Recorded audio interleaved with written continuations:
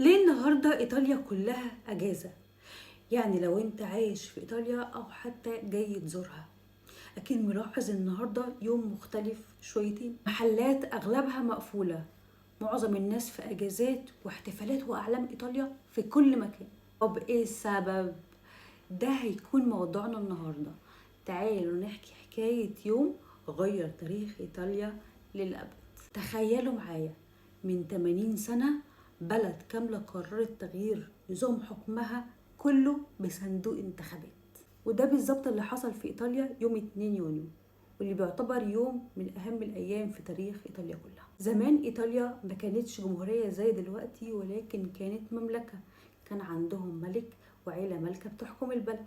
بس بعد الحرب العالمية التانية الناس تعبت جدا من الحروب والأزمات، وقالوا بس كفاية كده، احنا عايزين نقرر مصيرنا بنفسنا. في يوم 2 يونيو سنة 1946 الناس نزلت تصوت في استفتاء تاريخي، والسؤال كان بسيط جدا: احنا عايزين نكمل كمملكة ولا نبقى جمهورية؟ والمفاجأة ان اغلبية الناس اختارت الجمهورية. الملك وعيلته سابوا البلد واتولدت الجمهورية الإيطالية.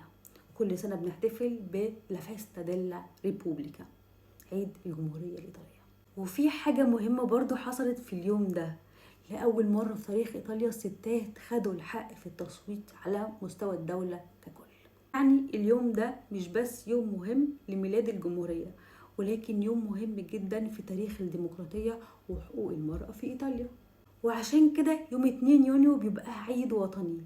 هتلاقوا فيه احتفالات في كل مكان، عروض عسكرية، أعلام إيطاليا مغرقة الدنيا، احتفالات برضو في روما وكل المدن. فلو انت واخد أجازة ومش عارف ليه وانت موجود في إيطاليا ولاقي الدنيا كلها فاضية واحتفالات في كل مكان، فأظن دلوقتي عرفتوا السبب.